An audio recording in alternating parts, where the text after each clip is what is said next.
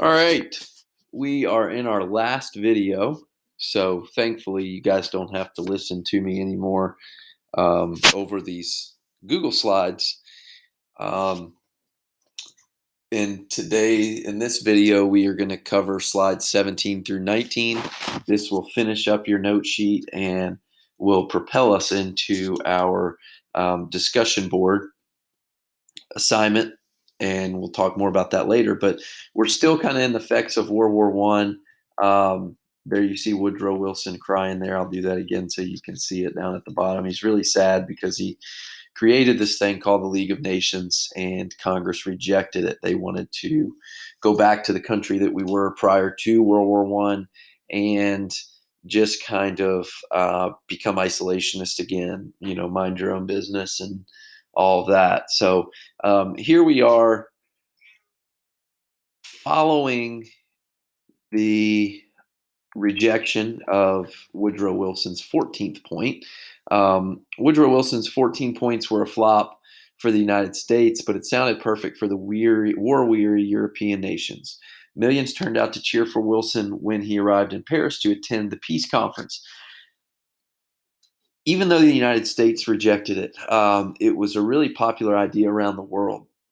A lot of these countries were very weary. They had never experienced a war of that kind of magnitude. They've never lost the amount of money, the amount of lives, the amount of resources that they lost during World War One.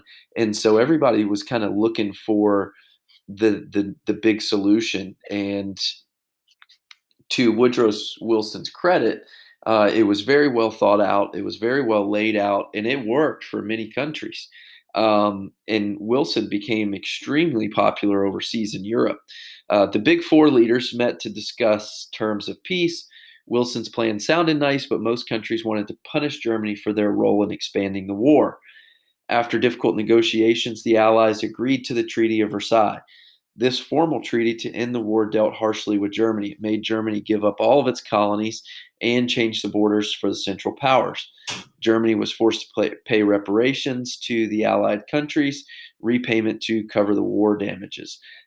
So here's the Big Four. You have British Prime Minister David Lloyd George. You have Italian Prime Minister Vittorio Orlando.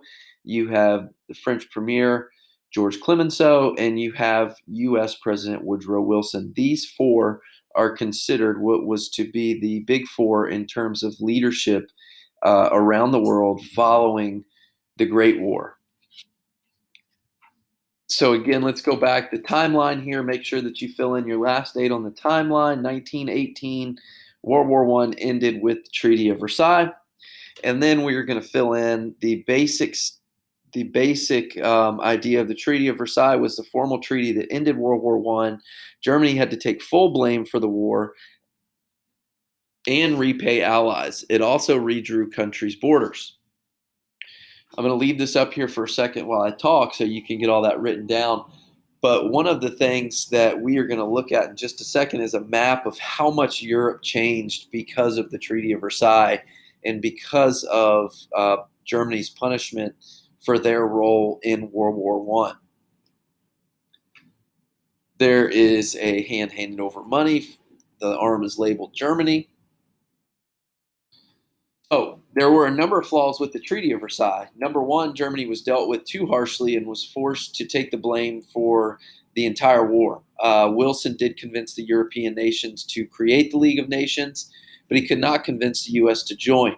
Russia had fought with the Allies, but they were not included in the peace conference, and the treaty took land away to create independent countries in Eastern Europe.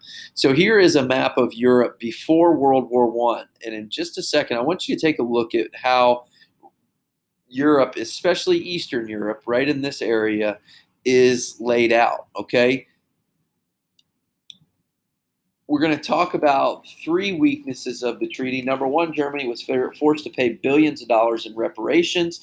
Reparations are just kind of a way to make peace or a punishment for your actions. In this case, Germany's action was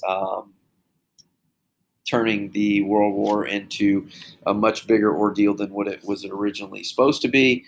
The second weakness was that the U.S. did not join the League of Nations. It was something that was created by a United States president, but was not backed up by his own country in Congress, which is a little bit bizarre, uh, even for this time period right now that we're living in today, to have a country develop a plan and an idea for world peace and then not have your own country join. A little bit bizarre there. And then finally, the third weakness was that Russia fought the Allies but lost more land than Germany. Sorry, Russia fought with the Allies but lost more land than Germany. So you're going to fill those three in there on the weakness of the treaty. Now we're going to look at the map, and we're going to look at how much Eastern Europe has changed because of World War One. And this is just, if you could look at the dates here on the top of the map, 1914 prior to World War One, and then Europe after World War One in 1919. So we're not talking about but 5 years. And you can see Eastern Europe now with the development of Poland, Czechoslovakia, Hungary becoming its own, Austria becoming its own nation. You've got Yugoslavia down here. You've got Romania, much larger now. Lithuania, Estonia, Latvia, all of these countries develop. Um, there is drastic changes that are going on in Eastern Europe right now and the borders, all because of the Treaty of Versailles and the reparations that Germany was forced to pay out. Last thing we're going to do here is we're going to look at this political cartoon. And on your sheet there, it says, what is the artist trying to foreshadow in the peace and future cannon fodder cartoon? We'll talk a little bit about that on the next slide. Here is a bigger picture of our cartoon. And what you have here is you have the big four. Well, it's three of the big four. And then this guy back here looks like a little skeleton. And then you have a little kid. You have a little kid hiding behind a pillar. At the bottom of the pillar, you can see there is a little piece of paper there that says peace treaty. Now, if I can get that to go away so we can see it, because underneath here there is a quote. But anyways, we'll continue to look. Basically what this is, and to give you a little background information, a cannon fodder is basically a military soldier that is called into action with the idea or assumption that they will not return from war. So down here you see the quote there, curious, I seem to hear a child weeping. Above this little kid, there's a little caption that says 1940 class, okay? So again, we're talking about 1919, 1918 or so, 1920 when this cartoon was published. This is talking about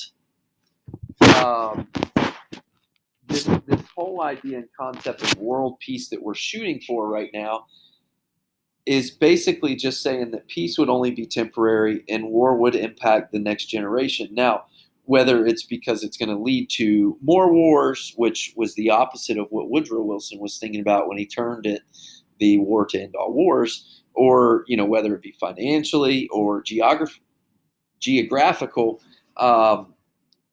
it would only be temporary. We knew, and the artist of this cartoon knew, that this whole thing wasn't over.